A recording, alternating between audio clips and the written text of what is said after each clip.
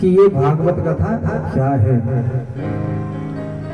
क्योंकि जब तक हम किसी के बारे में जानेंगे नहीं, उसकी महिमा हम नहीं जानेंगे, तब तक कोई भी कथा हो हमारी समझ में नहीं आएगी। जब भगवान कृष्ण इस धराधाम को छोड़कर गए, 7वें दिन प्रसंग आएगा। भगवान कृष्ण जब गए 127 साल और रहे, उनकी पूरी जीवनी इसमें आएगी कथा में आगे। तो जब वो इस धराधाम को छोड़कर गए तो कहाँ गए? कहीं नहीं गए, इस श्रीमद् भागवत कथा में प्रविष्ट हो गए। बोले श्रीमद् भागवत महापुराण की। भगवान श्री कृष्ण के श्री मुख से निकला हुआ ग्रंथ है श्रीमद् भागवत, और इसको गंगा मैया की बड़ी बहन भी बताया है। बड़ी बहन क्यों? क्योंकि गंगा मैया का प्राकट्य कहां से हुआ? भगवान के चरणों से, और भागवत का भगवान के श्री मुख से। तो चरणों से बड़ा कौन होता है? मुख।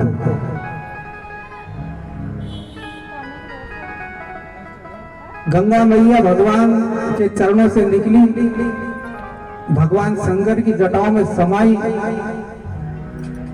और फिर गौमुखी होकर इस धराधाम पर आई। कुछ नहीं कर रहा। अब फर्क क्या दोनों में? दोनों में फर्क ये है कि आपको गंगा स्नान करना है तो आपको कहां जाना पड़ेगा? जहां से गंगा जी बहती हुई जा रही है। और गंगा में स्नान करने से क्या होता है? हमारे पाप कर्म नष्ट होते हैं। कौन से वाले? जो अनजाने में हमसे हो जाते हैं, वो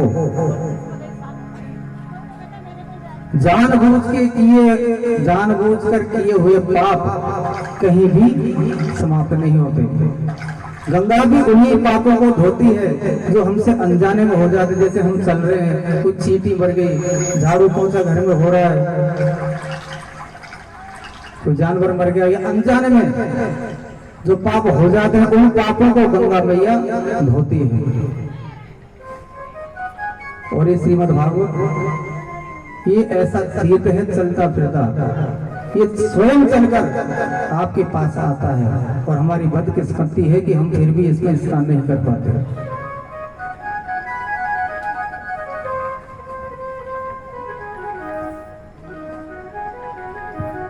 जिस दिन हमारे देश का हर एक नागरिक इस श्रीमद् भागवत कथा में स्नान करना शुरू कर देगा, यकीन मानिए उसको किसी डॉक्टर या किसी पंडित के पास जाने की जरूरत नहीं।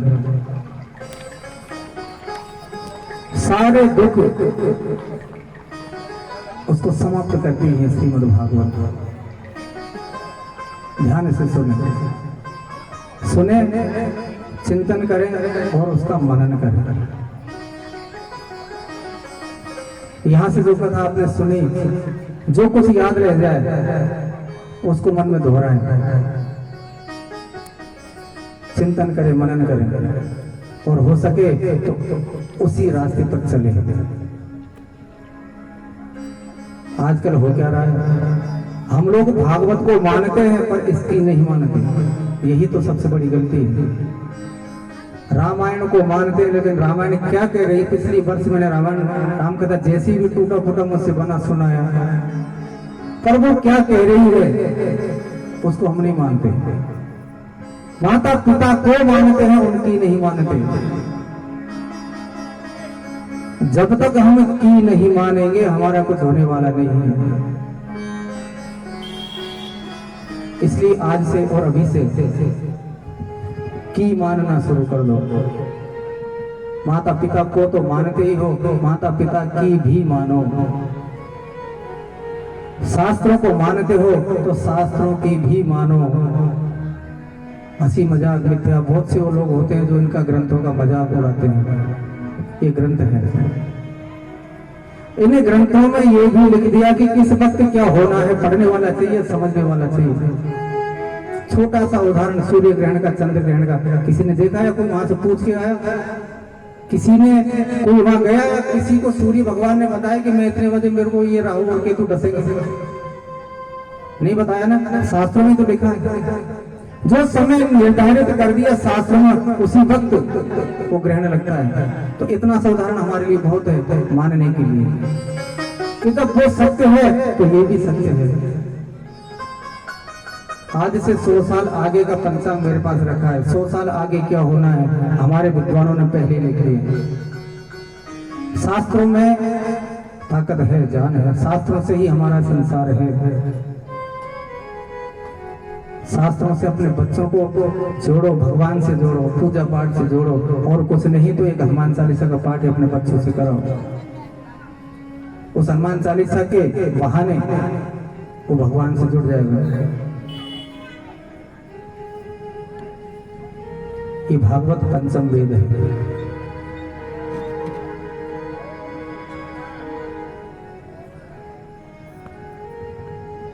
चार वेद सब जानते हैं, ये 5वां वेद है। 18 पुराण हमारे यहाँ पर है, ये 19वां पुराण है। 108 उपनिषद, उन सभी से मिलाकर ये बना हुआ ग्रंथ है श्रीमद् भागवत। ये सुन लिया या पढ़ लिया, आपको किसी ग्रंथ की तरफ जाने की जरूरत ही नहीं है। शिव पुराण इसके अंदर है, देवी पुराण इसके अंदर है, श्रीमद् भागवत। अच्छा, ये जो भागवत का नाम है, पर कृष्ण कहते हैं भागवत कृष्ण की है, कहते हैं सभी। कृष्ण कब आते हैं? चौथे दिन के लास्ट में या 5वें दिन के। बहुत सी कथा जैसे अगर समय से चल रही है तो चौथे दिन भागवत में कृष्ण का जन्म लिखा है, पर हो नहीं पाता, इसलिए 5वें दिन शुरू करते हैं। तो कृष्ण कब आए? 5वें दिन। तो कृष्ण की कहां से हुई?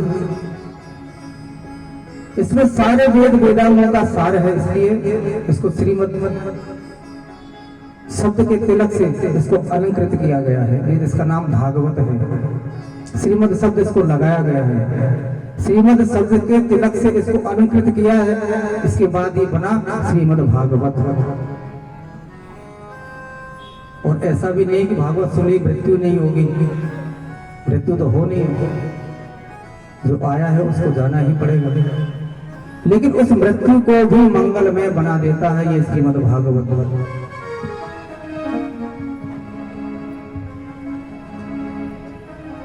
जो व्यक्ति इस कथा को सुनता है तो उसे मोक्ष की प्राप्ति होती है। ये ग्रंथ विशुद्ध प्रेम शास्त्र भी है। और प्रेम क्या है? छठे दिन की कथा में या 5वें दिन कथा में भगवान कृष्ण का गोपियों से प्रेम। प्रेम क्या है? विशुद्ध प्रेम शास्त्र। प्रेम के आगे विशुद्ध, एक तो होता शुद्ध, शुद्ध को भी शुद्ध कर दिया, बी लगाकर व्यास जी ने।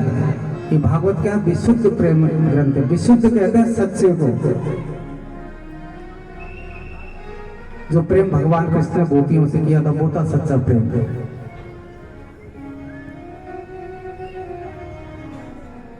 और जिसे भगवान से प्रेम हो जाता है, ईश्वर से प्रेम हो जाता है, उसे संसार की किसी भी वस्तु से कोई अभिलाषा उसकी नहीं रहती।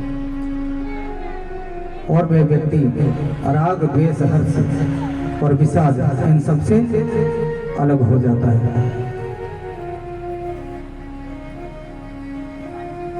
भगवान ने प्रेम किया है, कौन सा?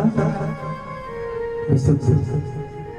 और जो प्रेम में छल करता है उसको, नरक कितने प्रकार के होते हैं पिछली बार मैंने बताया था, आपको याद भी होगा। 28 तरह के, वैसे तो हजारों करोड़ों तरह के नरक है, पर 28 तरह के नरकों का वर्णन इस कथा में किया हुआ है। उसको 28 नरकों में जगह नहीं मिलती जो इंसान प्रेम के अंदर छल करता है। ये भागवत प्रेम शास्त्र भी है।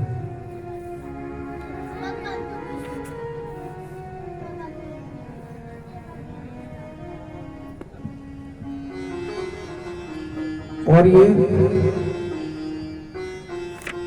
श्रीमद्भागवत, क्योंकि भगवान के मुख से निकला हुआ ग्रंथ है, इसलिए सभी ग्रंथों में ये सर्वोपरि है। आध्यात्मिक क्यों भी इसको बताया गया है। इसको सुनने मात्र से व्यक्ति के जीवन में शांति और समाज में क्रांति आती है। ये है श्रीमद्भागवत। और इंसान को सत्य की अनुभूति होती है। और सत्य क्या है, देखिए ध्यान से सुनिए। सत्य ब्रह्म सत्य जगत मिथ्या, जीवो ब्रह्म बिना पर, अनेन वेदं सत्शास्त्र मिति वेदांत डिंडिमा। सत्य क्या है, ये ब्रह्म ही सत्य है। और ये सारा जगत मिथ्या है। और जीव क्या है, जीवो ब्रह्मेव ना पर है। जीवो ब्रह्मेव अर्थात ब्रह्म ना पर है, जीव ही ब्रह्म है और कोई दूसरा नहीं है। इसलिए इसे गंदा नहीं करें, गलत चीजों का सेवन नहीं करें, क्योंकि ये ब्रह्म है। अपनी आत्मा के अंदर ब्रह्म का निवास है। ये जो हम बोल रहे हैं, ये जो हम सुन रहे हैं, हम चल रहे हैं, ये ब्रह्म ही है। और सत्य क्या है, एकम एव द्वितीयं ब्रह्म तत् सत सद्रूपं असदातीतं तद्विहाय अन्यत् किंचित् नास्ति त्रिकाल घृतं त्रिकाल अतीतं वा सर्व खलु एकं ब्रह्म। सत्य ही ब्रह्म है। और ब्रह्म क्या है, अब यहां से शुरू हो। तो ब्रह्म क्या है, ओम। ये ओम ब्रह्म ही एकमात्र सत्ता है, इसके अलावा कोई सत्ता है ही नहीं। जितने भी मंत्र है यही से निकले। आजकल एक मंत्र चल रहा है, मैं किसी की निंदा नहीं करता, और उसका प्रभाव कितना है, और जिसको हम करते हैं उसका प्रभाव कितना है। जैसे कौन सा मंत्र चल रहा है, श्री शिवाय नमस्तुभ्यम। ध्यान से सुनिए, श्री शिवाय नमस्तुभ्यम। अर्थ क्या है इसका, श्री शिवाय ये भगवान शंकर, नमस्तुभ्यम मैं आपको नमस्कार करता हूं, बस इतना सा ही इसका अर्थ है। ये शिव पुराण का ही एक मंत्र है, लेकिन ये पहले क्यों नहीं आया, क्योंकि ये इतना प्रभावशाली नहीं है। प्रभावशाली कौन सा है, आप सब जानते हो, ओम नमः शिवाय।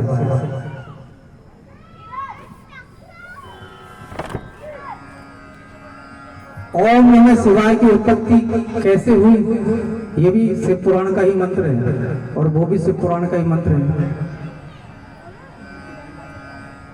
जब भगवान शंकर अग्नि स्तंभ के रूप में प्रकट हुए, सबको याद सुना होगा आपने कि भगवान शंकर एक अग्नि स्तंभ के रूप में प्रकट हुए। भागवत में भी इसका प्रसंग है, और शिव पुराण में तो है ही।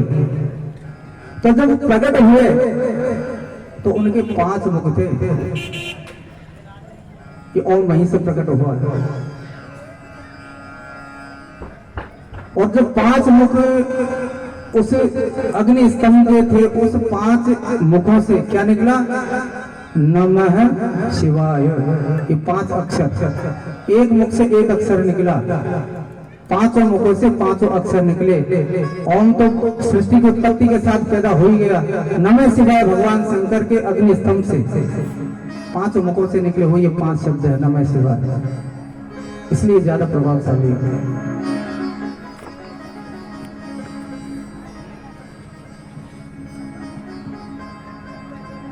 और इसका अर्थ क्या है ओम नमः शिवाय का, मैं आत्मा को परमात्मा भगवान शिव को समर्पित करता हूं। देखो कितना बड़ा, कितना लंबा इसका अर्थ है। श्री शिवाय नमस्तुभ्यम, भगवान शंकर को मैं प्रणाम करता हूं, बात करता हूं। ओम नमः शिवाय। मैं इस आत्मा को परमात्मा को समर्पित करता हूं। हे ओंकार स्वरूप संपूर्ण ब्रह्मांड के पालक रक्षक मंगल स्वरूप शिव, मैं आपको नमस्कार करता हूं। भगवान, मैं आपकी शरण में हूं, मेरी रक्षा कीजिए। अब बताइए, ये ज्यादा प्रभावशाली या श्री शिवाय नमस्तुभ्यम? जिस मंत्र के आगे ओम नहीं लगा वो मंत्र प्रमाणित तो है, क्योंकि बहुत से मंत्र जिनके आगे ओम नहीं है, लेकिन जिस मंत्र के आगे ओम लग गया वो शक्तिशाली मंत्र हो जाता है। ओम से ही इस सृष्टि की उत्पत्ति का जो सबसे पहला मंत्र है वो ओम है। ओम से ही सारे मंत्रों की उत्पत्ति हुई है। कितने मंत्र है टोटल धर्मशास्त्रों में? 7 करोड़। ये ओम 7 करोड़ मंत्रों के बराबर है। ओम नमः शिवाय। एक बार आपने ओम नमः शिवाय का जाप कर लिया, आपने 7 करोड़ मंत्रों से ज्यादा आपने फल पा लिया। अगर एक माला जपती 108 मंत्रों की, तो सोचो कितना ज्यादा फल आपको उसका मिलेगा। मंत्र दोनों ही प्रमाणित है, लेकिन ज्यादा फल उसी वक्त दोनों को बराबर लगेगा। तो जीव क्या है? ब्रह्म है। और जगत क्या है? कि जो जगत ये मिथ्या है। मिथ्या क्यों? क्योंकि इसको मिटना है। रात को हम सोते हैं, सपने आते हैं। सपना जब देखते हैं तो उस समय तो वो सत्य होता है, सही होता है, लेकिन वो मिथ्या है। क्यों? क्योंकि नींद जब खुलती है तो सपना टूट जाता है।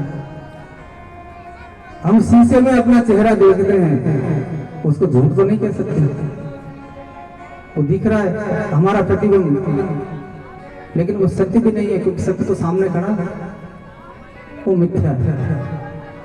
उसी प्रकार से जो ये चराचर जगत है, इस संसार, ये भी मिथ्या है। क्यों? क्योंकि एक दिन इसको भी मिटना है।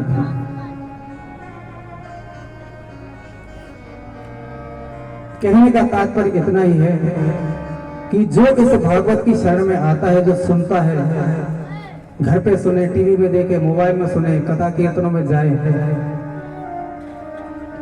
तो व्यक्ति की जो मृत्यु है उसको मंगल में बना देता है ये ग्रंथ। इतना बड़ा इसका प्रभाव है। इसलिए ज्यादा से ज्यादा कथा कीर्तन में जाएं, भागवत सुने, जो भी चल रहा है सुने उसको, क्योंकि ये संसार सागर ये ऐसे ही चलता रहेगा। घर के काम कभी पूरे होते नहीं, और घर के काम ऐसे ही चलते, आप करोगे तब भी होगा, नहीं करोगे तब भी होगा। ये संसार सागर ऐसे चलता ही रहेगा। इसलिए अगर ज्यादा कुछ नहीं भी कर सको तो सिर्फ इतना ही नहीं, इतना तो कर ही सकते हो। सबके घरों में भगवान होते हैं, भगवान के सामने जाओ, दीपक अगरबत्ती जो आप लगाते हो घर में वो आप लगाओ, हाथ जोड़कर भगवान के सामने खड़े हो जाओ और बोलो क्या? अब सौंप दिया इस जीवन का सब भार तुम्हारे हाथों में। अब सौंप दिया इस जीवन का सब भार तुम्हारे हाथों में। जीत तुम्हारे हाथों में, हार तुम्हारे हाथों में।